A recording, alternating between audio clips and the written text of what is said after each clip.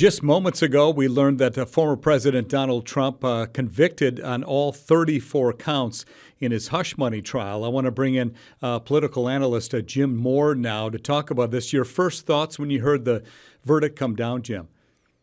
Well, an incredibly historic day. Never before have we had a president convicted of a felony, and it's convicted of 34 of them. So this is just a historic day. The fact that the jury did not waver on any of them, that they convicted on all 34, also a very, very strong message that they didn't like what the president was doing. So what does this mean now for the election, Jim? Because I'm sure folks at home are sitting there going, does this mean he can't run for president now? Give me your thoughts on that.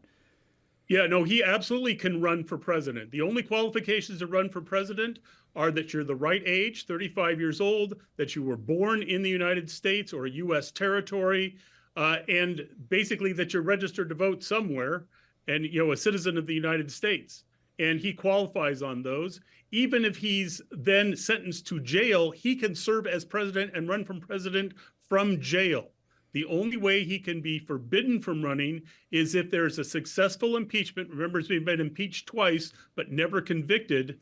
If he's convicted in an impeachment trial, then the Senate can hold a second vote that will forbid him from running for office in the future. But that did not happen. So yeah, he can run, he can serve in office as a convicted felon. What's next in the legal process here? So the official next thing is the 11th of July. Everybody will meet back at the courtroom and a sentence will be handed down. I'm not sure if they'll be able to start appeals before then. Usually you don't start appeals until the trial is done, which is with the sentencing. So that's the next big thing, basically kind of a month, 6 weeks out. What does this do to voters that perhaps were on the fence, not sure which way they were going to go? What are they thinking now? Well, it's fascinating because, of course, with this coming up, people have been asking voters, would you support Donald Trump if he was convicted of a crime? And a sizable number of people said, no, I would not. Republicans, strong supporters, said, I would not. But as we've gotten closer, as we've gotten into this trial, it does not seem that that's going to move that many people. We're seeing a lot of people who are saying, basically Donald Trump's line when he came out of the courtroom, this was rigged. A lot of people feel this was rigged. And so they're going to continue to support him.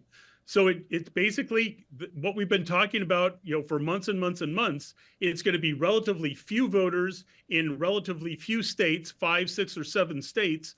Are they going to be affected by this? And that's what people are going to be looking at for the next couple of weeks. And I guess that's the question, too. Does this solidify his base even more when he comes out and says this thing was rigged and, the real decision will be made on, in November? Do you see his base kind of going, let's get around this guy and support him through this? Yeah, I think that will absolutely happen. The problem is that base is not big enough to get him elected president. He needs to add to that base. So do the convictions prevent people from joining it? Do they say, I'm not going to support a convicted felon? Or do they get people to join the team saying, wow, it looks like he was really railroaded. I'm going to join the Trump team and cast my ballot. That's what the election is really going to turn on at this point. Jim, how would a president who is a convicted felon be received by other countries? Do we know that? No, we don't know that. We've seen in other cases where there have been people who have been convicted of things, they then become president. But usually it's like Nelson Mandela. He served years in prison, but then he became the president and he was seen as kind of the liberator and the father of the new South Africa. Trump would not have that kind of thing behind him. And so it's not clear how other countries would deal with him as the president because of these convictions. If other countries view this as a purely political stance, a purely political verdict, then they would say, okay, but the people of the United States chose him, so the purely political decision was he's the president. But if they see it as a criminal case, then that might change the way other countries deal with him. For instance, saying you're the president of the United States, but we have standards. We can't let convicted felons come into our country, which is what sometimes happens. So there's a lot of uncertainty out there now in diplomacy if Trump does become president. How would you advise President Biden to react to this verdict today? I think, number one, don't gloat. Number two, simply use it to say, I've been telling you about the character of Trump all this time.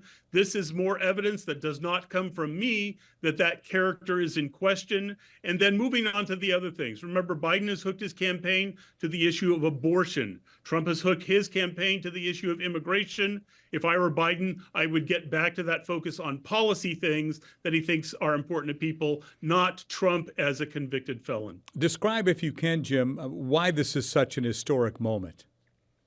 Well, in the history of the United States, we've had a number of scoundrels as president. We've had a number of people who become saints as president, Abraham Lincoln, George Washington.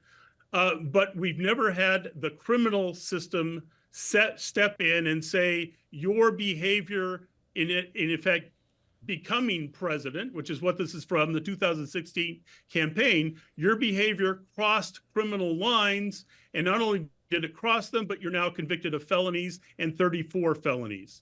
That's something that we have not experienced before. The closest you get is kind of to how the United States dealt with people who were in the Civil War and chose the South rather than the North.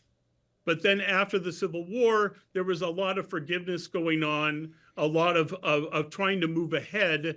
It's not clear how this will play out in terms of moving ahead. I think the election will decide that. Anything else you want to add before we let you go, Jim? It's a big historic day. Donald Trump has had several big historic days. His election was one of them.